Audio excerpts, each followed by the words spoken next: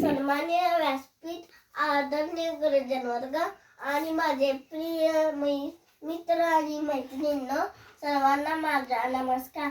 माझे नाव श्रेयस राकेश कामते. मी आज तुम्हाला महात्मा फुले बद्दल माहिती सांगणार आहे. ते तुम्ही शांतपैकी ऐकू. ही माझी नम्र विनंती. महात्मा फुलेंचे पूर्ण नाव महात्मा गोविंदराव फुले.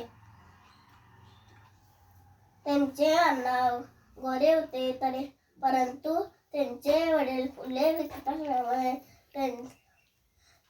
त्यांचे आडनाव फुले पडले. त्यांनी प्रथम आपल्या पत्नीला शिकवले. समाजाला प्रगती केली. समाजातील गोरगरिबांना शिकवले. समाज सुधारक केले.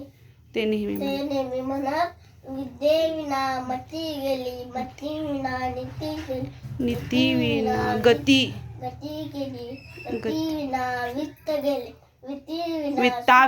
वित्ताविना शुद्ध खचले. इतके सारे अनर्थ एका अविद्येने केले.